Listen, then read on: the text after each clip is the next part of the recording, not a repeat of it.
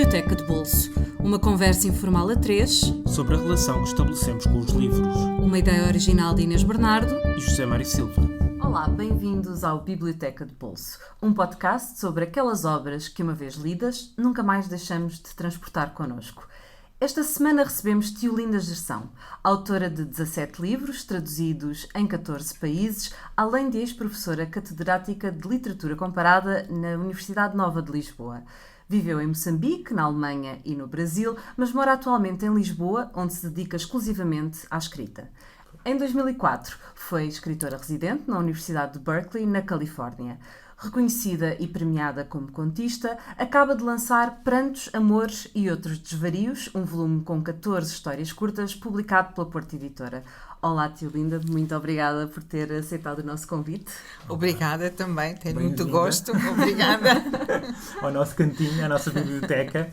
Obrigada. Vamos começar por um livro, um romance, Quando Nietzsche Chorou, do Irving Yalom, que é um psiquiatra, e este é o primeiro romance dele, e que se centra muito na relação terapêutica entre o Nietzsche e o Brenner, que era o mestre, digamos Breuer. assim, o Breuer, mestre do Freud.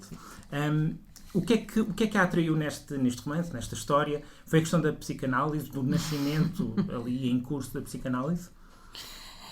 É assim, eu gosto muito de filosofia e li há uma entrevista qualquer com o Irving Yalom em que ele dizia que era um miúdo judeu, de origem judaica, os pais tinham um pequeno comércio na América e ele ajudava na loja dos pais, mas ia de bicicleta para a biblioteca pública mais próxima e começou a ler um pouco ao acaso, mas foi encontrando Dostoiévski, o Tolstói, enfim, os grandes romancistas, e ele apaixonou-se pela literatura. E achava que a coisa mais fantástica que se podia fazer na vida era escrever um romance. Depois também se interessou imenso pela filosofia e achava que a filosofia tinha muito em comum, quer com a literatura, quer com a psicanálise, com a medicina, porque estudava, no fundo, a alma humana, os comportamentos, enfim, a grande questão que é sempre quem somos, nós humanos, e o que é que andamos a fazer aqui pela Terra, no mundo. Isso, sei lá, ele acha que desde os pré-socráticos, desde Platão e por aí adiante, a filosofia nos ensina imensa coisa. Portanto, ele não queria abandonar nem uma coisa nem outra, mas foi estudar medicina e depois interessou-se pela psicanálise, porque era o lado mais humanista e mais voltado para as pessoas. Mas nunca deixou de ler e achava que a filosofia tinha um poder terapêutico, de curar também. E eu achei interessante porque eu também gosto muito de filosofia. E gosto muito dos pré-socráticos, destes filósofos. Gosto muito de muitos filósofos. Também. Gosto muito do Nietzsche, do Schopenhauer. O meu preferido dos três que ele escolheu para romances é o Spinoza. O Spinoza, aliás, nestes meus livros de cadernos, que saíram dois, os guarda-chuvas cintilantes e as águas livres, eu ponho uma epígrafe de Spinoza, da ética de Spinoza. E é curioso porque ele interessou-se também por estes três grandes vultos que a mim também me dizem muito. E então eu tive curiosidade de ler o livro, mas ele dizia também nessa entrevista outra coisa que eu achei muito curiosa. Ele dizia: eu não sou um escritor, porque eu não tenho talento nem capacidade para isso, não é escritor, não se é porque se quer, mas eu escrevo novelas, romances didáticos, teaching novels, e eu achei que isto também era de uma extrema lucidez, porque humildade, porque ele é uma pessoa, ele, por exemplo, tem um site em que põe tudo, as críticas boas e as más. também, porque quer ser objetivo, segue o seu caminho, pouco se importa com as opiniões dos outros, ele faz o que entende, mas aceita as opiniões dos outros, tanto que as põe lá, podia não pôr. Mas ele diz que o objetivo dele é chegar às pessoas e fazer as pessoas entender melhor também a si próprias e ao ser humano. E, de facto, aprende-se muito. Eu aprendi imenso com os livros dele. Achei que não é tempo de maneira nenhuma mal gasto a ler os livros dele. O que ele ganhou em contar esta história de forma romanesca em relação ao... Podia contar a história como um ensaio, não é? Mas o que é que a ficção lhe deu que se calhar o ensaio não dá? É porque ele vai buscar temas que lhe interessam muito. Por exemplo, ele vai buscar personagens históricas, depois ele no fim tem o cuidado de pôr o que é que foi histórico e o que é que não foi. A do Andrea Salomé, que foi amante do Nietzsche, de Rilke, e enfim, andou sempre à volta também de grandes figuras da cultura, e ela própria era uma mulher muito interessante que Freud respeitava muito e que ela própria escreveu ensaios muito interessantes. E pode imaginar o encontro do Breuer com ela e com o Nietzsche, que nunca existiu. Na realidade, nunca existiu. Existiu realmente uma relação entre ela e Nietzsche que eu penso que na vida real foi breve, e Nietzsche depois entrou num processo enfim, de perturbação psicótica.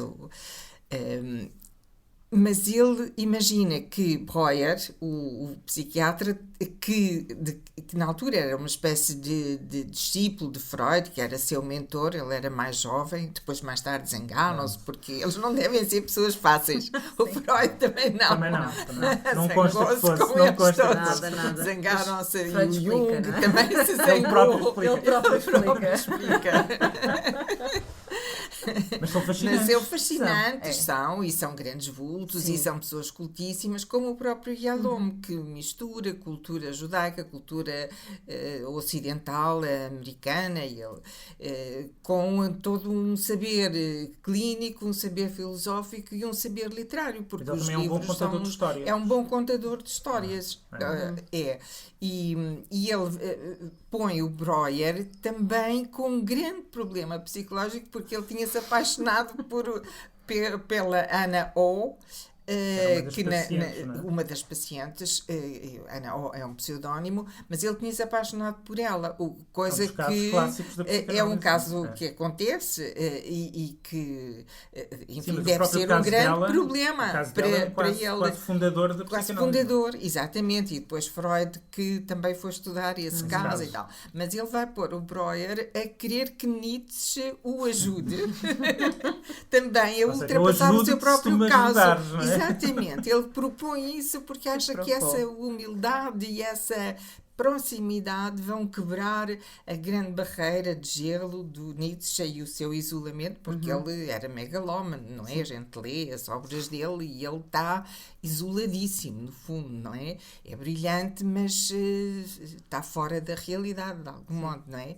É um mundo um bocado delirante, embora fascinante e genial, obviamente, ele deixou uma grande marca na nossa cultura, mas isso, todo esse lado romanesco que não aconteceu, esse encontro, tem uma base real, porque realmente o Breuer apaixonou-se pela Anna Wall, o Jung também se apaixonou por uma doente, enfim, e o Erwin Yalom também escreveu mais tarde um romance que se chama Mentiras no Divã, que é sobre esse tipo de problema que deve, de facto, aparecer muitas vezes, ou algumas vezes, na vida dos clínicos, nunca apareceu na dele, porque ele tem sempre os pés muito assentes na realidade.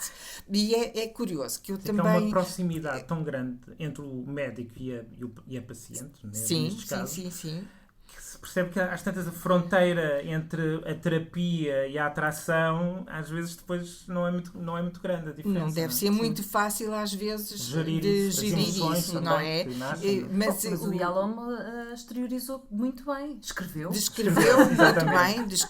bem. É uma fantasia. Não precisava de experienciar porque ele exteriorizou aquilo tudo. Muito bem, mas ele nunca perdeu a noção, e aí acho que ele teve uma extrema lucidez que nem todos têm, mas ele percebeu que um terapeuta não pode ser escritor, quer dizer, ele não pode entrar na pele da personagem, tem que ter sempre um pé fora, senão não pode ajudar. E ele escreve o livro, pondo-se muito bem dentro dos problemas das pessoas, mas ele nunca deixa de ser aquele que está de fora, que observa, que tem um juízo crítico e que se mantém na realidade. Porque se ele entrar... Os escritores não fazem isso. Os escritores apaixonam-se por uma personagem e vão atrás dela, para onde elas forem. Muito mais liberdade, muito mais. E é muito mais fascinante. Eu nunca na vida seria capaz de ser... As consequências das suas decisões não são as mesmas. Um médico tem a lidar com a vida daquela pessoa. Com a vida real, não é? E os escritores não. Exatamente. Exatamente. É uma personagem, não existe. Se morrer, olha, acontecer qualquer coisa e o autor não é responsável, aceita. Aceita, não é? Sim. Mas eu acho que isso também é uma grande lucidez dele. Ele percebe que não é escritor, nem pode ser, mas não deixa de escrever romances didáticos como psicoterapeuta. E de facto traz imensa coisa, é interessantíssimo, é como uma conversa com uma pessoa cultíssima, interessantíssima, e que ainda para mais é capaz de fabular situações que podiam ter acontecido, não aconteceram, mas que ele imagina muito bem e constrói muito bem na nossa frente. Portanto, eu acho que é sempre tempo ganho. Eu li alguns livros dele, ele tem outros que eu não li. Tem um que é Olhar o Sol, salvo erro, que é encarar a morte. Ele já tem muita idade, deve ter já 90 ou coisa parecida, mas também é o último tabu que nós temos, é encarar a morte. Claro. Isso também me diz alguma coisa, porque eu também não tenho medo dele também.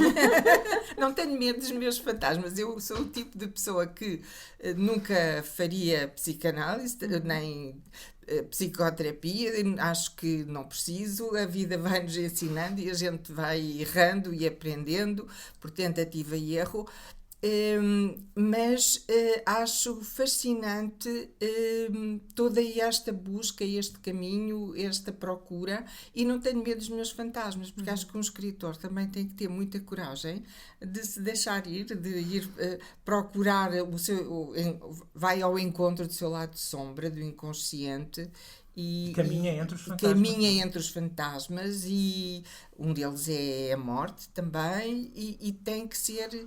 Os escritores são fortes. Acho que a literatura é para os fortes.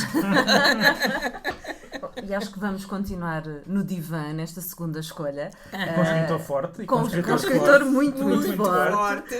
Que é o Essa de Queiroz, com o Alves e Companhia. Com o Alves e Companhia. E ainda bem que falou em divã, porque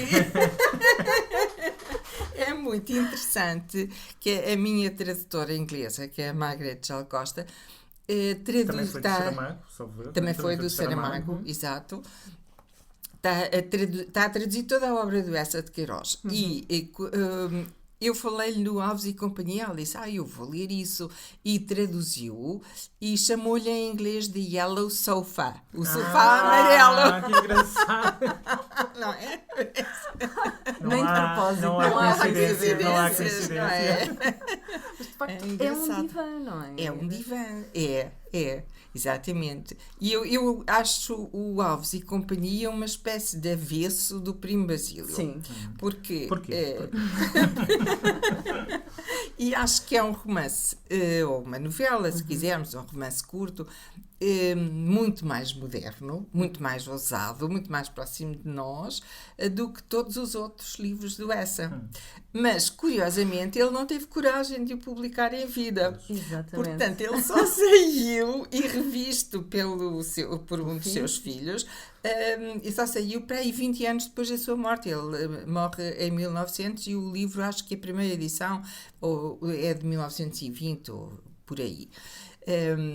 De modo que ele não teve coragem de o publicar, mas ele tinha com certeza a noção que era um livro completamente acabado, estruturado, sem falhas e que estava literariamente ao nível dos outros. Agora, iria chocar tremendamente a sociedade, obviamente que sim, não é? Obviamente.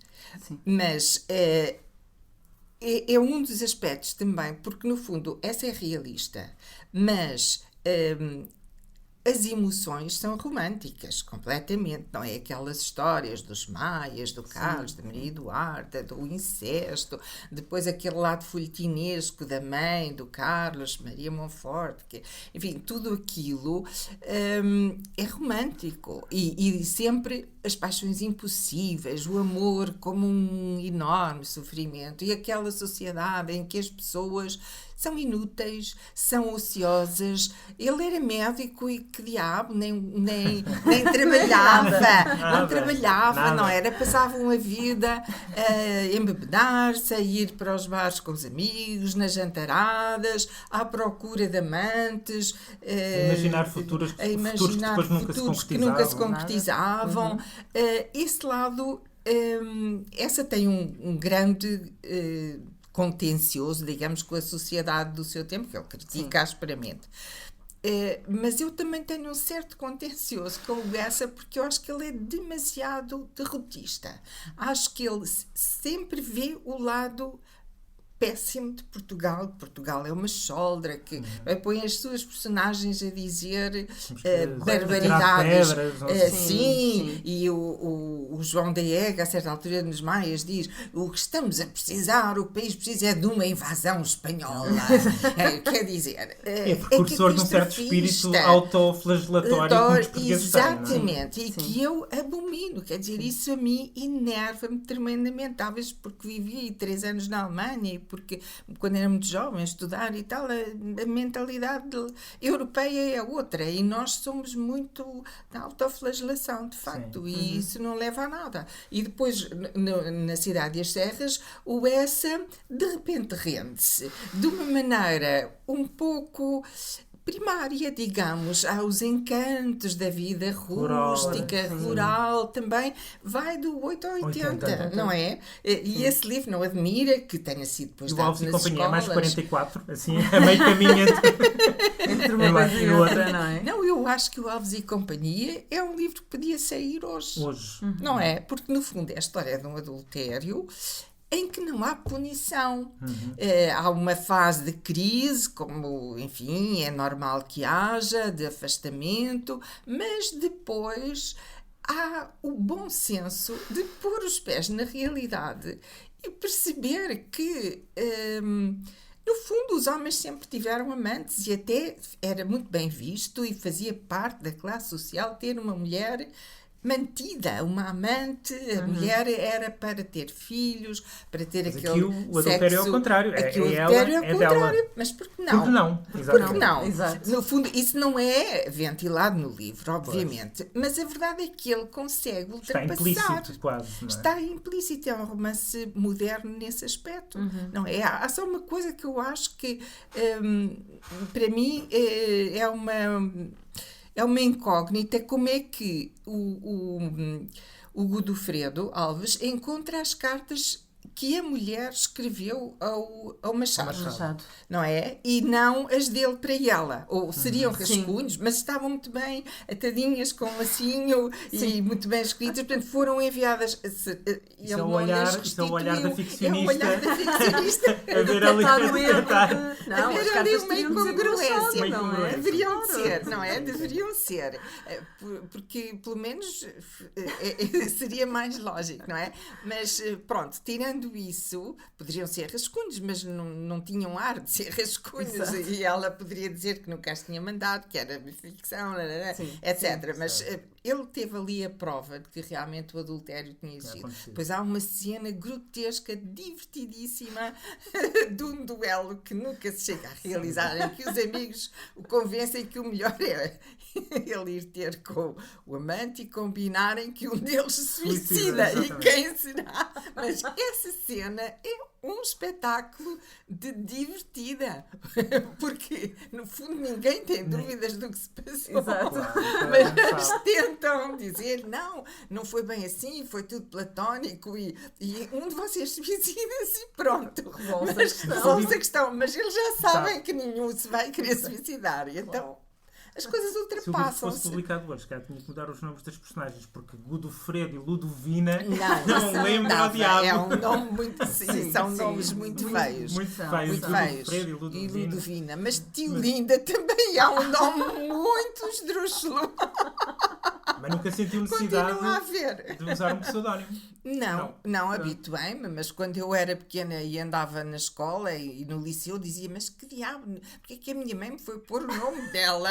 Porque ninguém se chama assim. Então as pessoas chamam-se Ana, ou Rita, ou Joana, ou nomes bonitos, mas é um bocado pesado. De dar aos filhos, dos pais, essas coisas todas. É?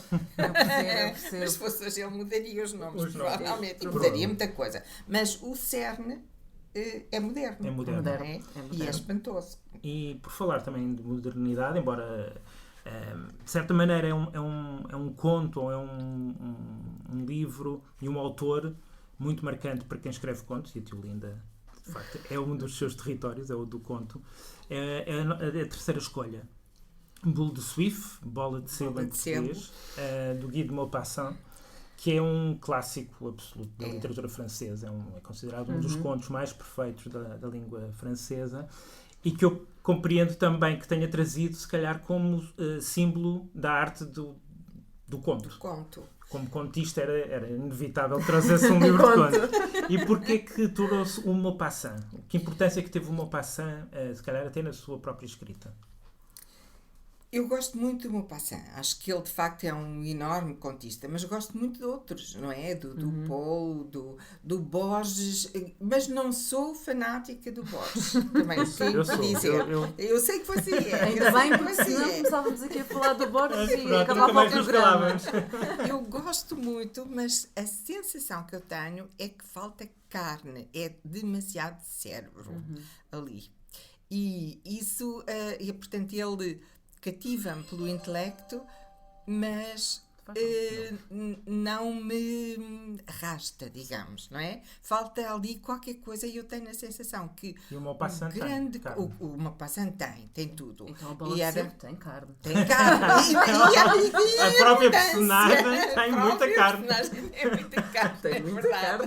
É verdade. E é curioso porque ela chamava-se Elisabeth Rule, e Bulle deveria vir daí. Era parecido Rule com Bulle, e como era gordinha, e na altura não se usavam as pessoas magras, o que era uma sorte. Exatamente. Olha, se ela vivesse hoje, Coitada, a dieta teria que fazer. A dieta, é verdade. Então convém explicar um bocadinho como é que é a história. Pronto, estamos a falar de uma personagem que é uma prostituta que viaja com mais 10 pessoas, mais ou menos, numa diligência. Estão a fugir de Rouen, que foi invadida pelos prussianos, e é uma espécie de microcosmos da sociedade francesa que vai ali. Exatamente. E as relações, e sobretudo as relações dos aristocratas, dos burgueses, das religiosas, dos comerciantes, das freiras, quase todas as camadas sociais. Em relação à desgraçada da prostituta. E no fundo, se calhar, que acaba por ser a personagem moralmente mais forte, sem mais dúvida, sólida, sem dúvida. É a única personagem moral da história, Sim, ela. É ela. Não é? Aí também é um lado extremamente moderno. É a única que resiste, é a única que se sacrifica verdadeiramente e é a única que acaba por ser prejudicada por todos. Exato. Primeiro, é a única que leva mantimentos para a viagem. Que não se sabe quanto tempo vai levar, e ela levou um cestinho com... E partilha com os com todos. generosamente. Quando ela é olhada de soslaio e as pessoas cochicham quando sabem, quando a reconhecem, enfim, as senhoras, também havia um casal de aristocratas, as pessoas veem-se, todos eles, com muito maus olhos. E estão cheios de fome, porque a viagem demora, até que a certa altura ela tira os mantimentos e todos ficam de olhos no cesto e ela oferece e partilha com as pessoas. E aí começam a dirigir-lhe a palavra e a integrá-la de algum modo no grupo, mas com muitas reservas. Depois, na estalagem, o oficial prussiano que estava lá chama e diz que a condição de eles seguirem viagem é ela passar a noite com ele. E ela recusa, patrioticamente e com dignidade, porque não é uma mulher fácil, também provavelmente vai para a cama com quem quer ou com quem lhe agrada. Devia ter muita escolha, porque ela era uma sedutora e uma pessoa muito apreciada pelos homens e considerada muito bonita, etc. Portanto, ela recusa. E todos os companheiros de viagem fazem uma pressão terrível para que ela aceite, porque eles querem salvar a pele, querem seguir viagem e começam a desvalorizar. E ela, a certa altura, contrariadíssima, acaba por aceitar, porque eles querem fugir da guerra. Também a guerra é outro dos temas que é discutido, e é o absurdo da guerra e o medo de morrer ali ingloriamente no caminho e querer salvar-se e querer chegar a Dieppe, para onde eles vão. Portanto, ela passa a noite com ele, mas no dia seguinte, quando chega ao pequeno almoço, já ninguém lhe fala. Não é? Já ninguém lhe fala. E ela chora o resto do caminho todo, porque as pessoas começam a dizer segredinhos, começam os aristocratas, etc. E depois há um que é um democrata, que é uma pessoa teoricamente muito aberta, muito avançada, com grandes ideias sociais, de dizer, na verdade, etc. Mas na verdade é igualzinho aos outros. Portanto, no fundo, a hipocrisia da sociedade está ali tão bem retratada. É fantástico. Acho que um bom contista, um bom romancista também, não é? Também nós temos que nos lembrar, este romance tratava disto ou daquilo, e impressionou-me por este aspecto ou outro. Há sempre qualquer coisa que a gente lembra. Sim. Mas num conto também, ou uma personagem, exatamente, não é? Mas um bom contista, nós fixamos, eu não reli os livros para vir para aqui, mas eu sei que, por exemplo, há contos de Maupassant que eu me lembro, sei que há um outro em que uma mulher velha está a morrer e o filho paga a uma pessoa que vai ficar com ela umas horas, na hora que ele não pode, etc. Mas ele tem muito pouco dinheiro, e porque o dinheiro, a miséria, a vida real, a pressão das circunstâncias é sempre também muito retratado nos contos dele. A mãe está a demorar muito tempo a morrer, e então ele começa a assustá-la, a mascarar-se e a aparecer-lhe ao fundo da cama para ver se acelera a morte, o que é horrível. Mas o conto é de facto de uma força e de uma precisão espetaculares, não é? Mas há muitos outros contistas, eu gosto muito de outros. Claro, também há, claro, mas eu acho que as técnicas, no fundo, eu acredito, como o Ricardo, o Ricardo Pilha, que diz, o conto é o que o autor quiser. Não é o Machado de Assis, é outro dos modernistas, o Mário de Andrade, que diz também isso. A gente lê, por exemplo, a Lídia Davis, que é uma das minhas contistas preferidas, e ela também, nós temos muito em comum, muitas afinidades, estamos muito na mesma, estamos em sintonia. E ela, de facto, leva o conto a novas formas, ela reinventa, recria, Sim. não é? Portanto, no fundo, não há regras, não é? Também há aquela ideia de que o conto conta sempre duas histórias e, enfim, há muita teoria, mas eu acho que Tem que haver a tensão, grande regra, desenlace, não sei sim, quê. tem que ser certeiro, tem que ter uma determinada força ou criar um efeito de surpresa ou de revelação de alguma coisa, mas isso todos os livros, no fundo, não é? Mas eu acho que a grande regra é, quando a gente começa a escrever, faz tábua rasa de toda a teoria que sabe. Vai tudo Eu pela sempre janela. fiz isso. Vai tudo pela janela fora. E a gente senta-se e escreve o que acha que quer escrever e que deve escrever. E, Um espaço de liberdade, no fundo. um espaço de liberdade e de criatividade, porque se vamos aplicar regras, isso não leva a nada, não é? A gente nunca parte das regras. Isso é na matemática ou na física ou isso é aqui, não pode haver regras, exata. não é uma ciência exata. Ora, é isso mesmo, nem sequer a sociologia, nem a economia é uma ciência exata, não é?